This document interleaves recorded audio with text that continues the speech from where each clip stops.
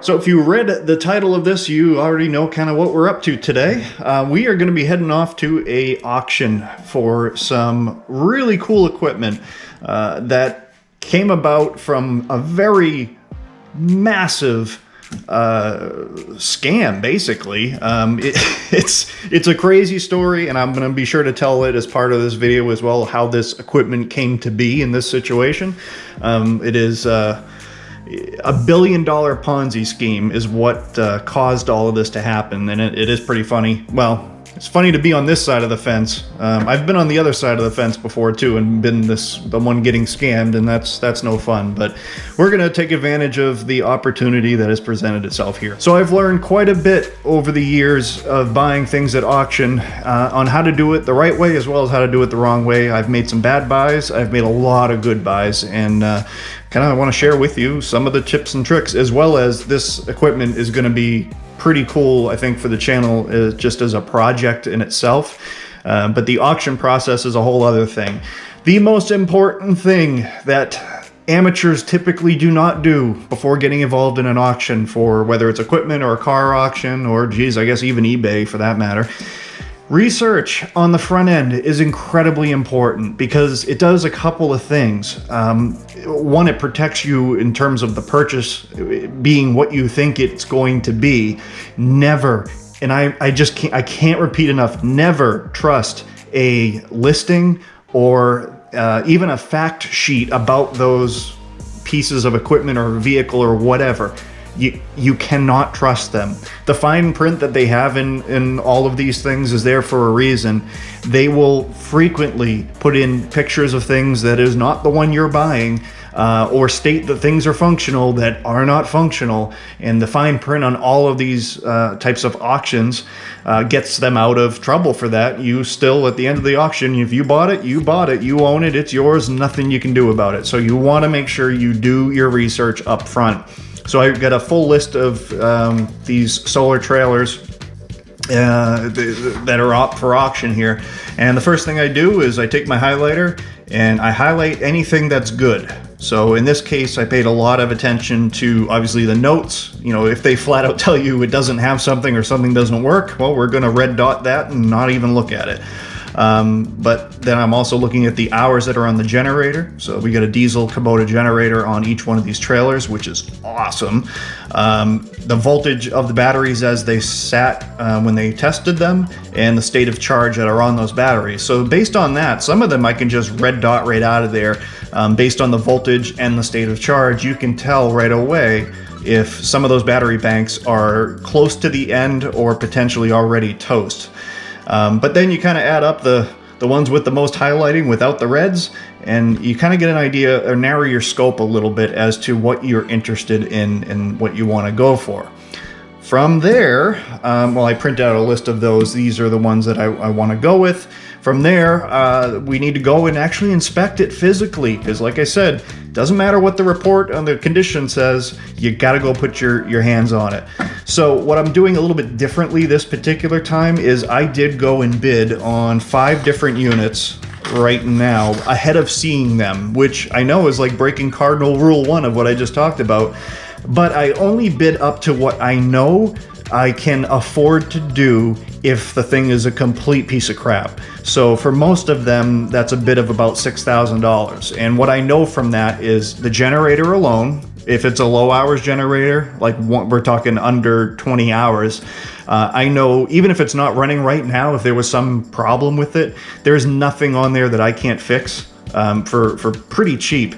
And I know what the value of the trailer itself is. So it's these are all 17-inch car hauler trailers that they're built, or 17 inches, 17-foot car hauler trailers, 10,000 GVW. I know that trailer is worth $2,000. So between the generator and the trailer, I can afford to spend $6,000 on it, even if everything else was trash. Broken solar panels, broken light towers, inverters that didn't work. You know, all of that stuff it doesn't matter. I'll have my money made back in that alone. So I did bid up on a few of these just to get the ball rolling.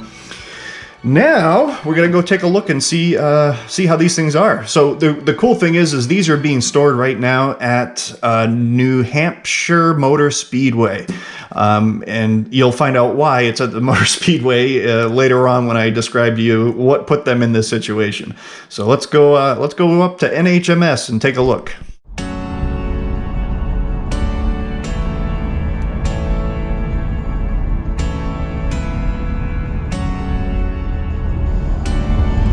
Oh, that's a cool view.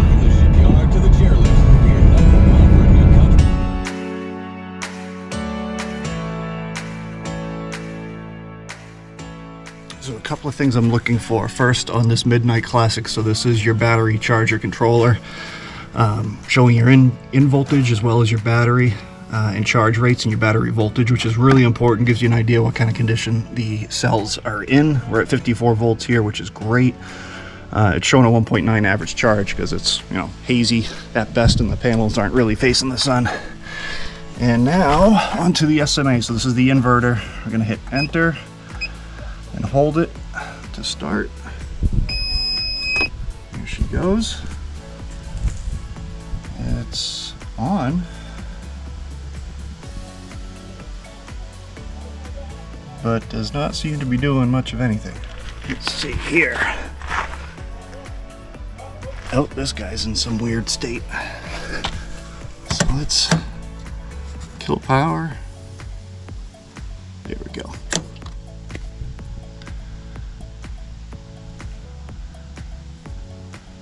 Okay, they're running separate right now. So one of these is supposed to control the other one. You have a master and a slave, and from the other trailers I looked at, the one on the right seems to be the master. There we go. So whoever tested this apparently knew less about it than me, which is frankly a miracle because I don't know much about these at all.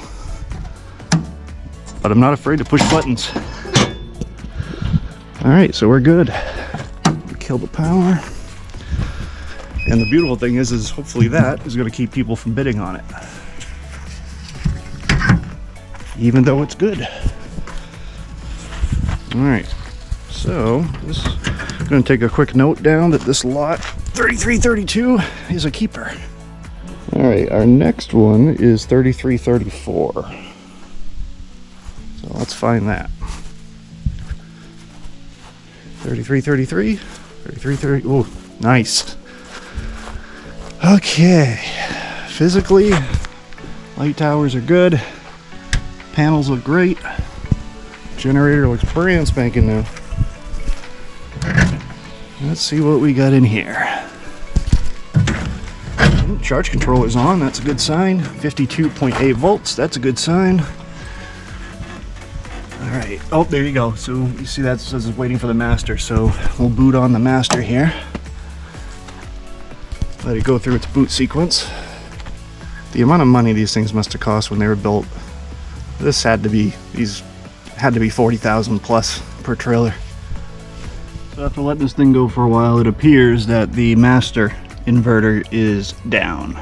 So no dice there. Slave seems to be working fine. Batteries are good, panels are nice, but this one's down, so I will not. Now these guys go for about $2,000, so I will not be bidding up any higher than I am on that. If I win it at $6,000, I'm still okay with that.